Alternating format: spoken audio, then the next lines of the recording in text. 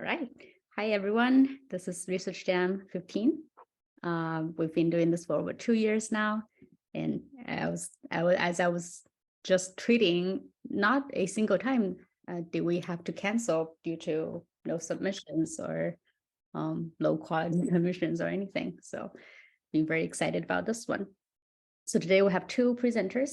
So each of them will take longer than usual, which is great. And we can have the discussion along with the presentation instead of jumping to Discord. And again, a reminder that every time before we started recording, which is why you're not seeing this if you're watching the recording, we have a non-recorded open mic session where we talk about any topics on our mind. And today's was particularly interesting. We talked about why someone being jealous at their partner talking to someone else might be lashing on to a waitress. Oh, with that, let's get started with Derek's first presentation about sparse memorization. All right, thank you, Roseanne. Okay, I've called this a microscopic landscape of sparse memorization. And I hope that will make more sense as I go through. So some context for this. One high level thing is that this work is part of what I see as trying to help build a foundation for learning within AI. Much of what's been done so far, like what most of the groups are pursuing, tends to be driven by empiricism. Like we have some, say, model that gets us a result, and we improve it by just trying something else that's kind of nearby, using what we think will work and see what we get.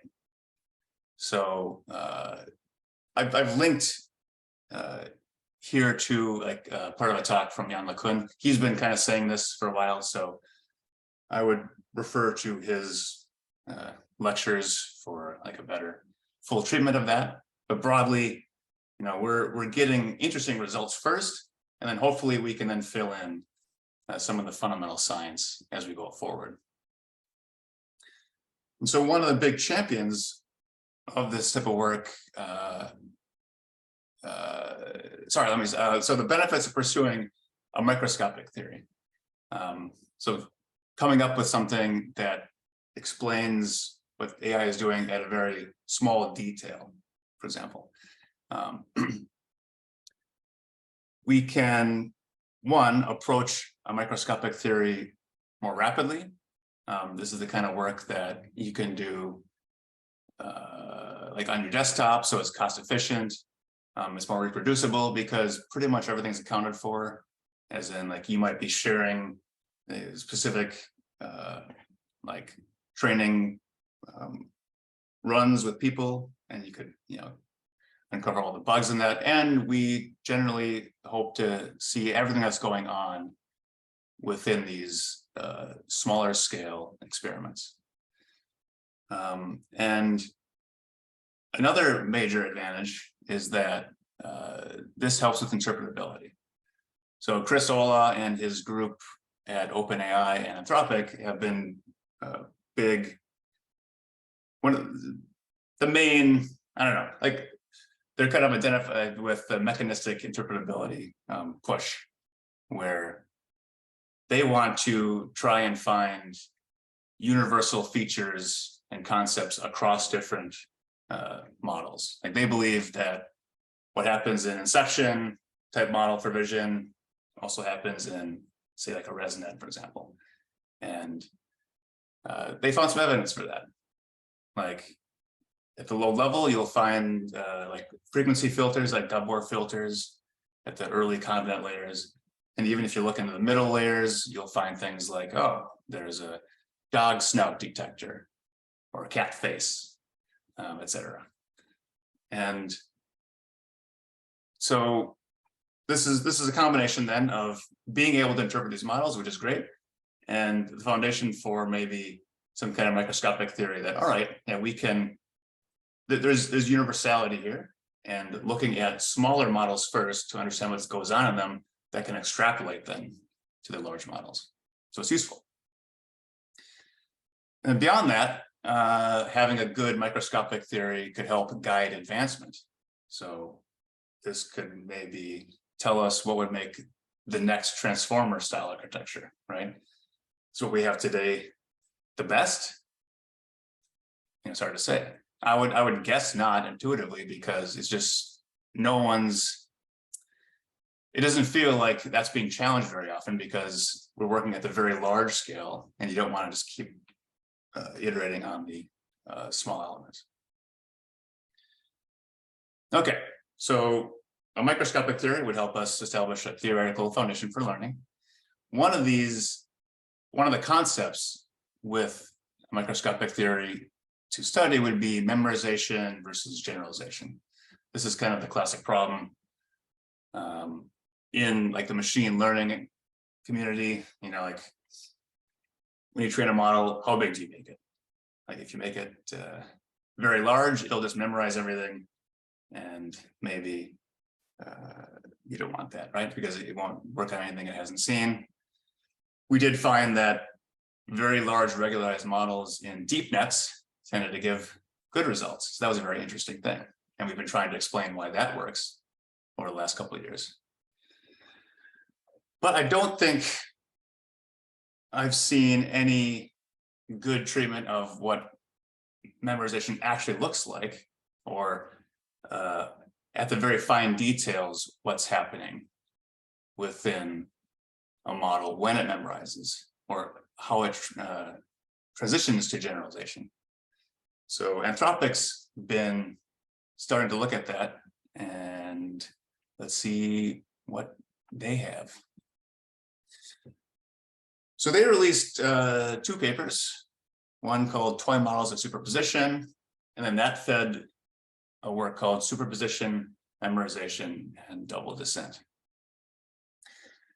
Now, I've included an asterisk here because I was informed last night that some of the results in the latter paper are the result of unoptimized models.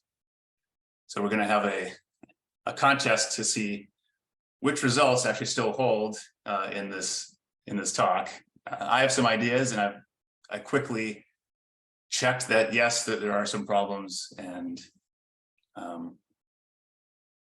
you just keep that in mind as we go through it. I'll try to adjust what I'm saying to better reflect the likely reality of what's going to hold true and what won't. So just bear with me on that. So at the core of this work is the following model, this one-layer autoencoder. All it's trying to do is represent its input with a bottleneck of a small number of neurons.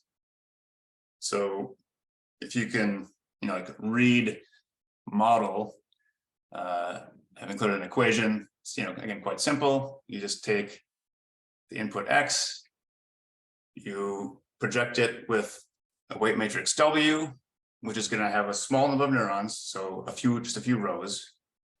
Think 2 for simplicity. We'll project it back into the input space with its transform, or transpose, and then have add a bias term, and then put that through a ReLU activation. Comparatively simple, right? And we'll be measuring the MSE loss, and worth pointing out that this doesn't, the results here won't look interesting if you include weight decay, so the weight decay is very low.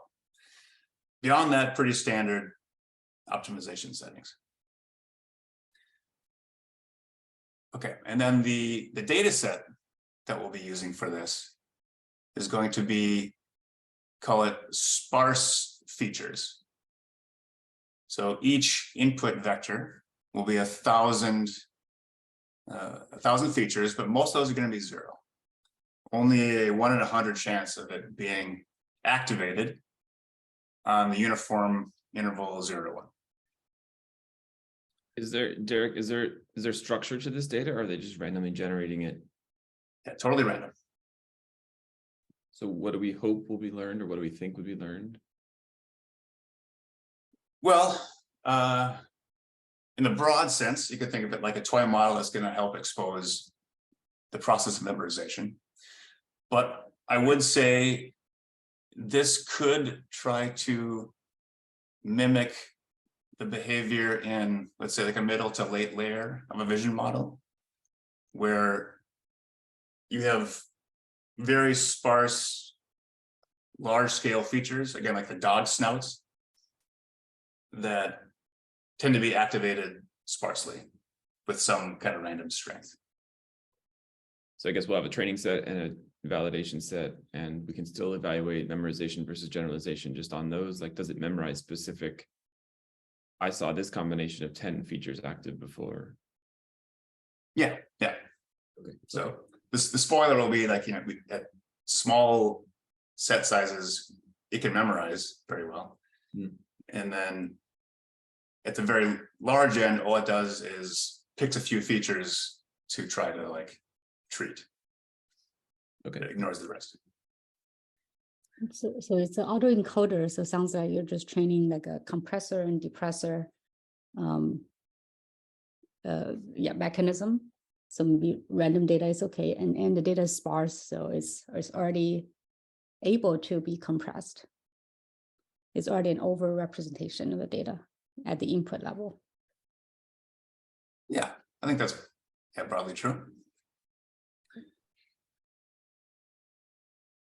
So what we'll be doing then is adjusting the training set size from just a few examples through to like tens of thousands. And then we'll try and categorize what's happening along that axis. So here's a slide from an image from Anthropic's paper.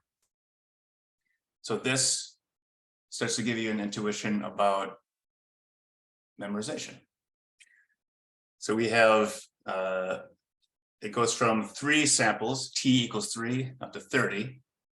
And what we find is that if you look at the hidden vectors, so what you get, like w multiplied by x, those get arranged as, call it a polygon.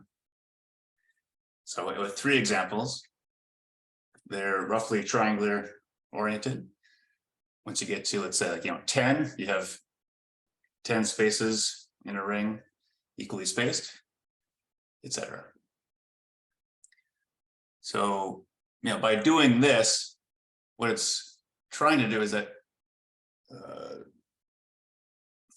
it wants to limit how much self-interference it has when it reprojects back to the input space. So you can imagine the t equals 3 case, that's purely linearly separable. There's no positive self-interference with any of those vectors.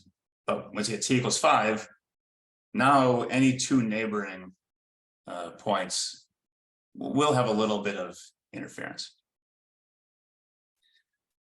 And so now, okay, so why is let's say t equals 15, t equals 30, why are those even effective, right?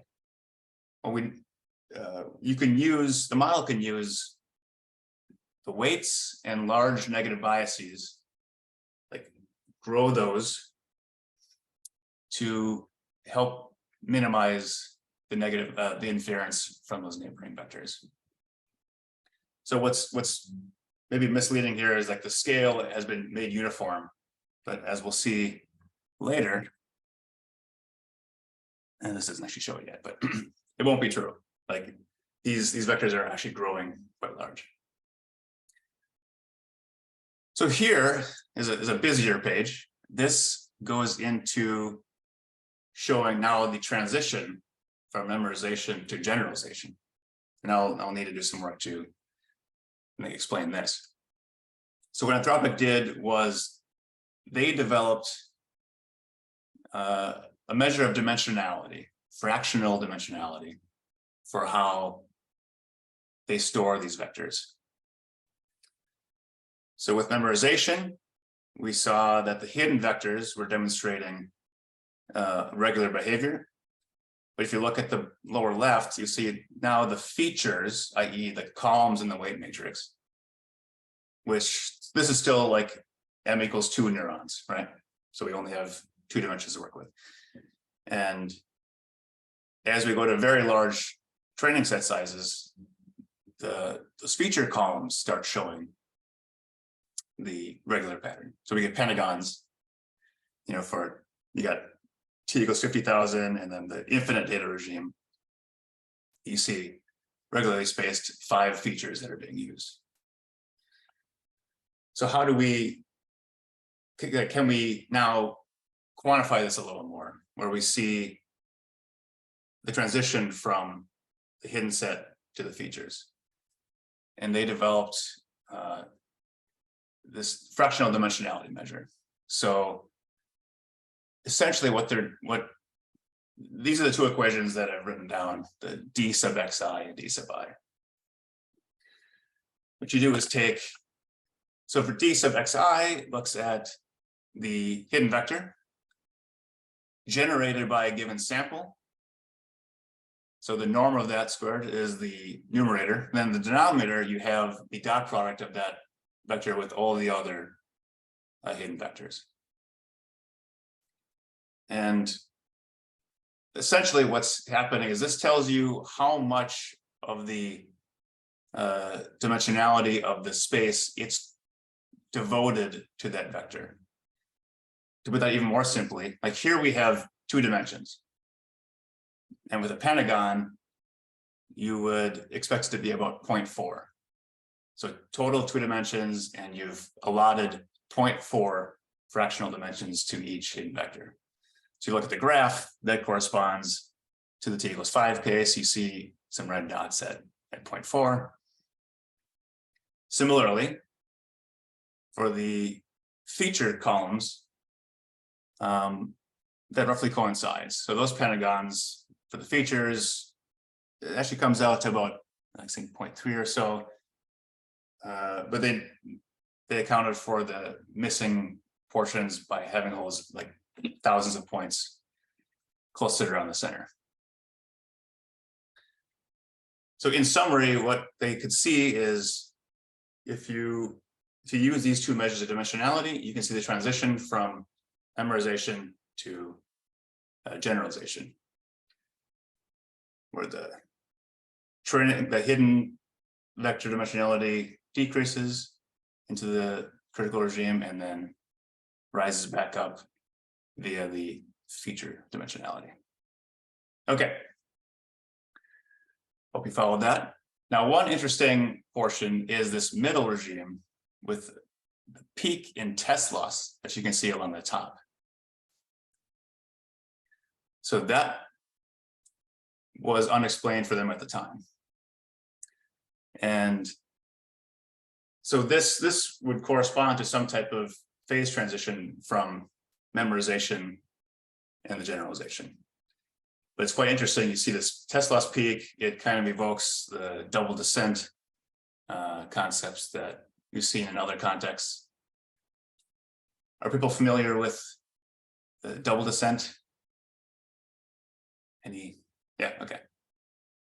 So we've seen that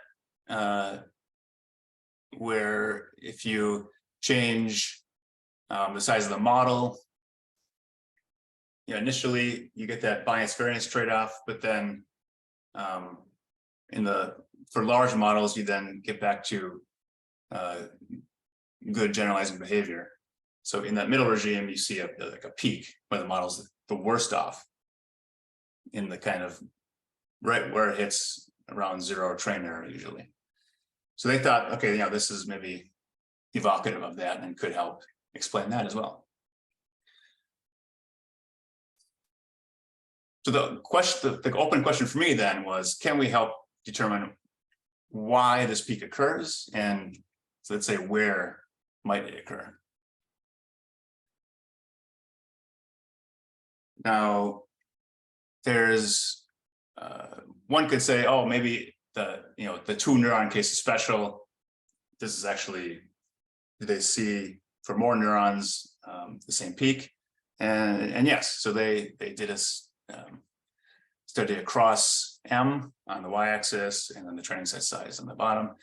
And you can always see a peak where the test loss is ballooning. But it changes with M. So it's not some kind of like universal concept for the training set. It's based on the model. Hey, Derek, just FYI, we should wrap up in a minute or two just to make sure we have enough time for Jehan too. Okay, all right, thanks. So I generated this plot to help get an intuition for why we see validation loss. Briefly, what's happening is on the left side, you see some notion of the loss landscape of the model as the training set size increases. So what you can see is that it's like a bubble that expands as the weights and negative bias increase, and then eventually kind of collapses, and like the red dots are the validation vectors, and they eventually fall outside that bubble, and those are the outliers that give us a bunch of test loss. Now, the details here are wrong because this is where we hit the unoptimized behavior. I'll quickly flash to this slide. This shows, it tracks the biases and magnitude of the weight vectors across the different training set sizes. And so, I was seeing different regimes of behavior. For low training set, it's easy to memorize. So like say up to 4 samples, because you get basically 2 free samples per dimension. You don't need bias. You can memorize 4 samples, no problem, with 2 neurons. Then by leveraging larger weights and negative biases, you can memorize more, like those T-gons we saw with many larger T.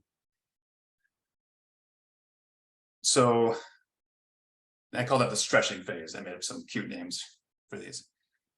So what's now probably not true is that this so-called packing phase is actually just continued stretching with larger and larger weights and biases. It's just, you can't use the same learning rates across your data set if you want to correctly optimize these things. There's just not enough cumulative learning rate to hit the weights and biases you need.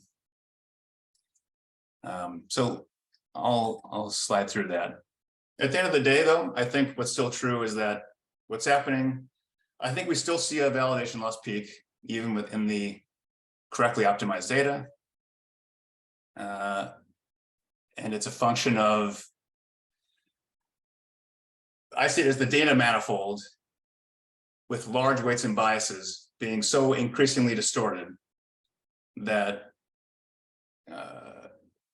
what's memorized by the model yields good loss, but when a validation sample comes along, which is something that's out of the distribution potentially, or only seen by a few examples in the training set, it's just totally thrown to the out of the normal space that it normally sees. So quickly, I think this kind of summarizes what happens. With low training set size, if you have quite a bit of features that aren't ever activated. So the blue line you can see is at 60% for a training size set of 50. On the other extreme, so 4+ activations with the green line, those dominate after a training set size of 500. But in the middle regime, the most common case is a feature that's only been activated, say, 1 to 3 times. And those are the problem cases when a validation example overlaps with features that have only been seen a couple of times, because the model is very confident about those and has large weights and large negative biases.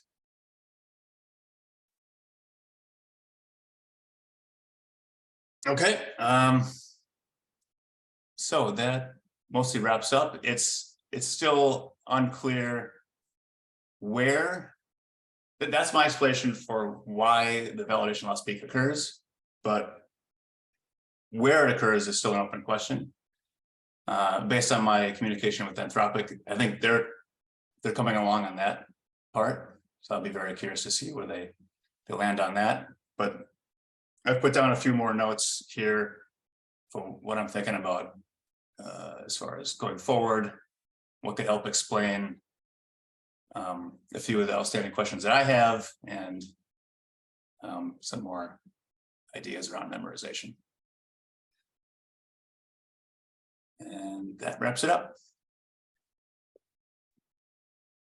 Cool, thanks. It's an interesting topic overall, I think. I think we probably should just move on to Chehan for lack of time. Yep. But yeah, thanks for the presentation.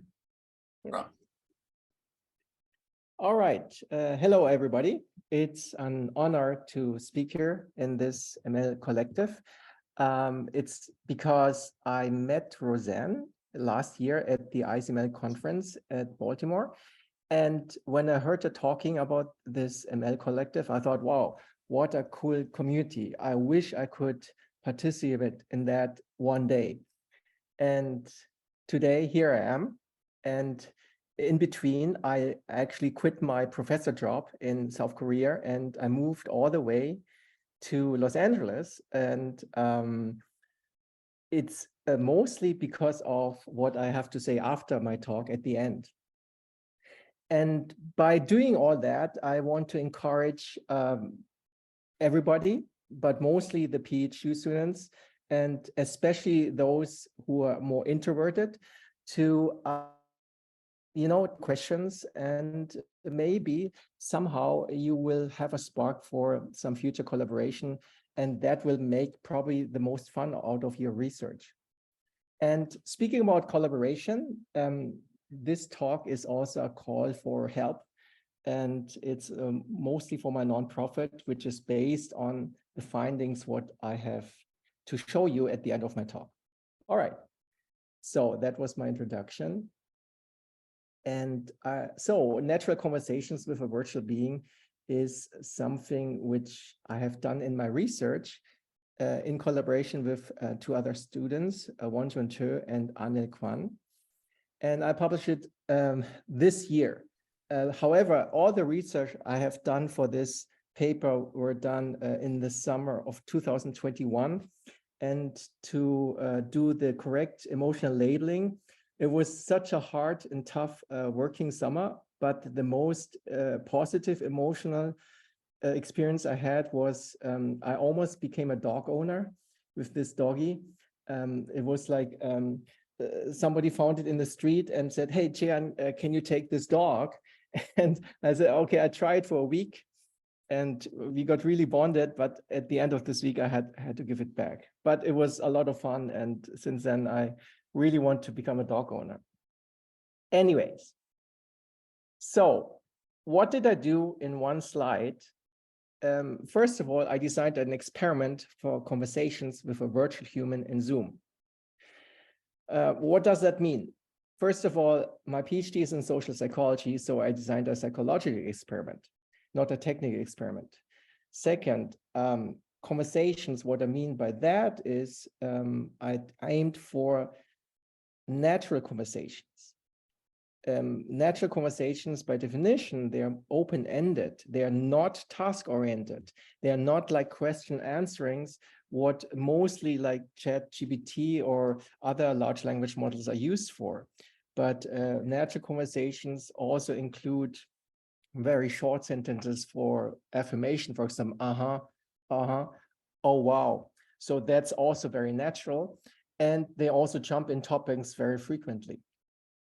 And with a virtual human, it's because of all the research on the uncanny valley that either you do a very cartoonist character or you do a really human-like looking character, but not something which is almost human looking, because then people feel the uncanny valley.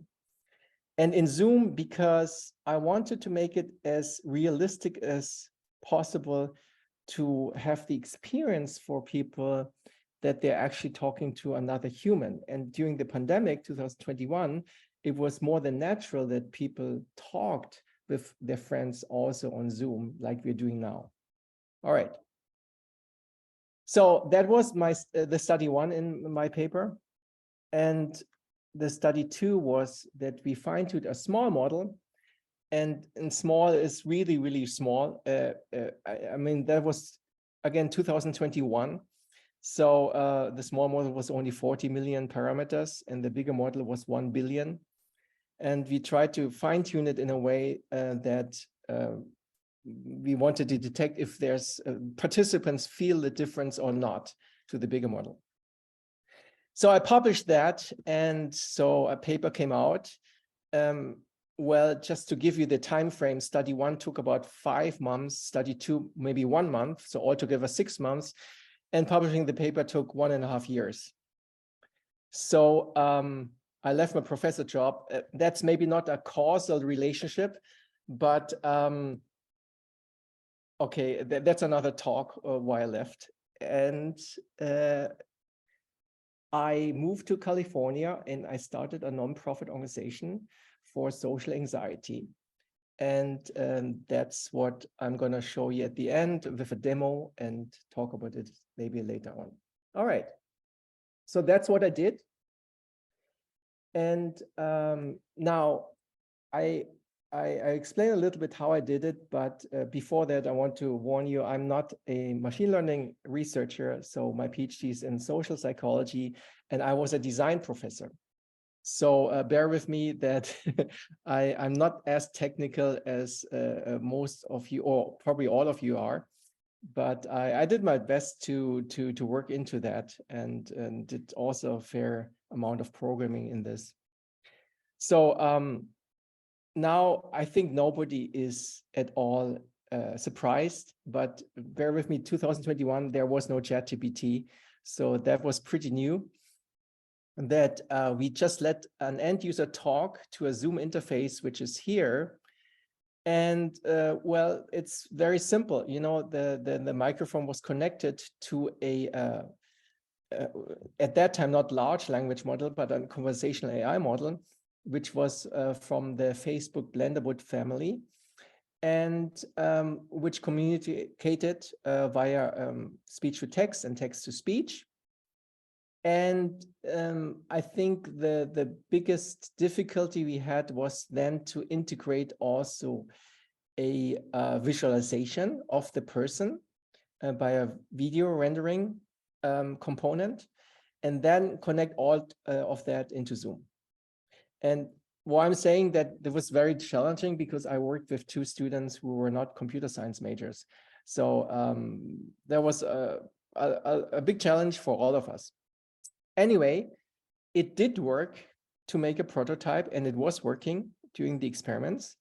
And just to make you see what it means, so people looked at the screen, they were talking to this person, this virtual being, and they just sat in front of their computer 5 times, which was like 10 minutes for 5 consecutive days. And I analyzed their psychological perceptions every day, and also in a bigger survey before that 5-day period and after that 5-day period. And that was basically the interest. Like the interest was not that the people tested functions, but they tested their psychological experience with that. Now, I think the only thing which is really mentionable, which was actually only a workaround, but I wanted to make the virtual human look as natural, realistic as possible. But the lip syncing was impossible to implement because it had so much lag. So I had an idea of a workaround, and it actually worked for most participants in a way which was not unnoticeable, but it was barely noticeable. So this was created by deep learning, this face, and then I put on this face my own facial expressions. And above you see my facial expression while talking. Yeah, so this is about AI. Oh, so I should say. Okay, and the below row shows actually the facial expressions while listening. And I think my only contribution really as a psychologist is that I did a special big care on the listening mode, because when I saw other virtual agents in the internet, I saw that most people just had a still standing face during the listening mode. And as probably that 90% of emotionality is also expressed by nonverbal conversation, so that's why I took a lot of care of that. Okay. So with that, we did the experiment, and and now I'm going to show you a demo. The demo, you have to understand, first of all, it's not ChatGPT. It was way, way before that, and so it's very limited. However, also, the topics I tried to elaborate were topics which, from a person who wants to talk about personal problems, about fears, about anxiety-related topics, not easy topics, not like, hey, how's it going? I just had a coffee and so on, but not that, but like some more serious topics. And I jumped among these topics, and you can see how it reacted, if it makes sense, if it was, and maybe you detect some other psychological dimensions in the answers as well. Are you afraid of dying? Can you hear it? No, I'm not afraid of death. I just don't want to be in a coma. And what happens when we die? We go to heaven, where we will be reunited with all of our loved ones. Oh, wow. But if you reincarnate, what would you like to become?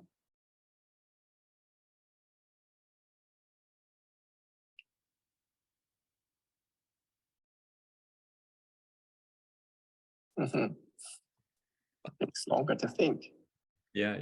I think I'd want to become a superhero, like Superman. He's my favorite. And okay, so recently I had a fight with my girlfriend, so I'm very sad. What can I do? I'm so sorry to hear that. I hope you two can work it out. What did you fight about? Oh, we fought about cooking in the air fryer or in the oven. Yeah, and I also had an argument with my dog. He doesn't like me anymore. That's too bad. What kind of dog do you have, if you don't mind me asking? I have a mix between a golden retriever and a tiger. I love golden retrievers. I used to have one, but she passed away a few years ago. Oh, I'm so sorry to hear that. Are you still sad? It's okay. She lived a long, happy life. I miss her a lot, though. And do you also like eating dogs? Yes, I love eating dogs. They're so tasty. What about you? Do you eat dogs? No, I don't.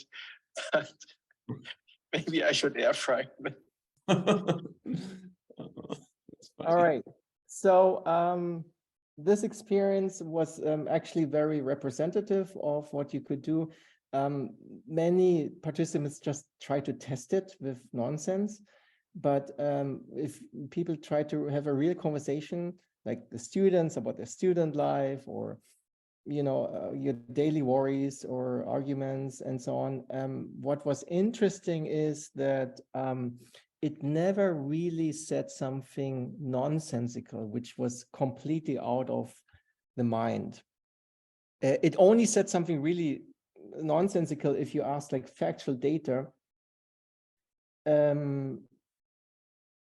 It's like, I don't know, like something about Trump, and said something like, yeah, he's, I think, the president of the United States for 20 years or something like that. So it mixed up some of these factual data, and also like then it confused like psychologists and psychos, something like that. All right, but I show you now the results of my study psychologically. So I measured 11 items, which were all social attributes. And I leave you with the pain of reading these tables by a visualization. And now the important thing is the blue points are the perceptions after that 5-day period. And they're in descending order. So here above, approachable is had the highest, strongest and rating, and natural the lowest rating. But what is more important is that psychologically, if you really do user-centric research, you cannot or should not psychologically just rate it because the absolute rating is so high. But you should compare it to the subjective standard. And the subjective standard is created by the own user's expectation. And that is known from actually consumer psychology research, right? So the more the perception is higher than the expectation, that basically this line between expectation and perception, that defines the consumer satisfaction. So I took that from that consumer psychology research, and I compared always how much the perception exceeded the expectations. And what you can see is that in the lower part, they did not differ a lot. So below you see like informed, attractive, trustworthy, realistic, human-like, natural. And it's very interesting because all of these are more attributes to define the virtual being as more realistic. So here there was not a lot of exceeding of the expectations. However, there are 3 approachable, engaging, and empathetic. These perceptions strongly exceeded the expectations. And very interestingly, if you submit all these items into a factor analysis, so explorative factor analysis, machine learning people know that under principal components analysis. In psychology, we use almost the same principal factor analysis. And what you can see that the 3 items here, which had the strongest effect size, loaded on the same factor. Now you have to know in psychology, the factors in a principal factor analysis are interpreted as the cause, the psychological cause for these items. And that's why the errors go from the factor to the items. And that is basically my main contribution of the paper, which was like, first of all, I had 3 perceptions which strongly exceeded the expectations. Second, all these 3 which strongly exceeded the expectations loaded on the same factor. And if you look at that semantically, they are all related to the human expression of warmth, engaging, empathetic, approachable. That's more like a warmth, whereas the above component, realistic, natural, human-like, attractive, informed, that's more like, I called it the realism dimension. And below you see trustworthy, likable, unbiased. And you also see that there were some other like informed, which were always also loaded there. I called this the credibility dimension. Credibility because credibility encompasses trustworthiness and competence. But most interesting was that this warmth is actually really perceived. And it's also very interesting because in psychology, like there are two complementary dimensions, which are like the most, how do you say, the most prevailing to predict social behavior. And they're called warmth and competence. So I was actually surprised that this would come out so clearly in my research. Now, the other study I did over the 5 days was actually disappointing, because what you can see by the mean line, the thick blue line, is mostly after the 3rd day, most of the perceptions decreased. And I found just also in other research that this happens also in other studies. And it's mostly because people became more tired of it.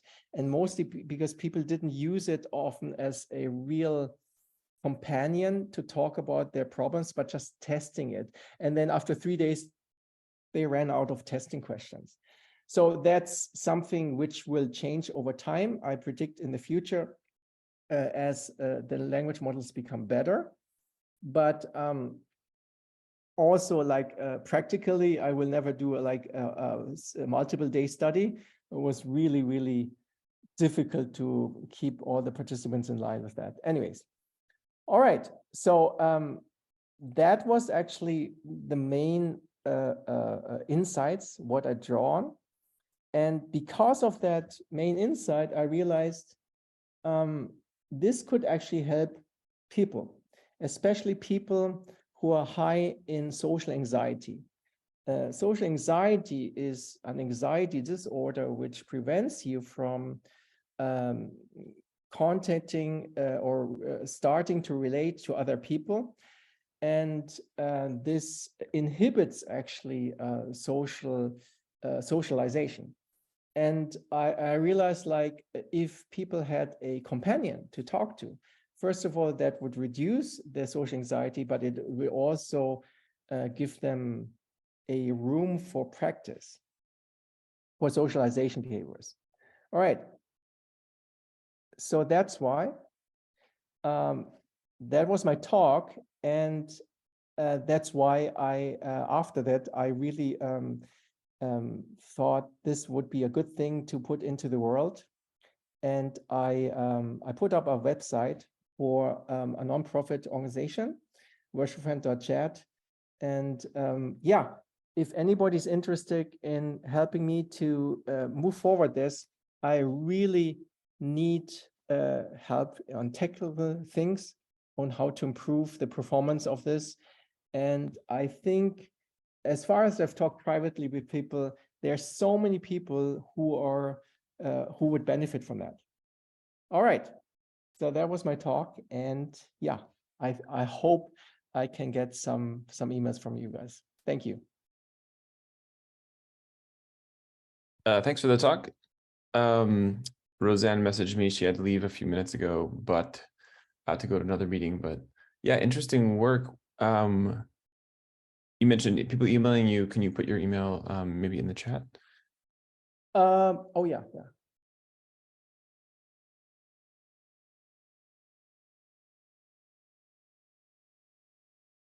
think I'll stop the recording now and we can start to wrap up.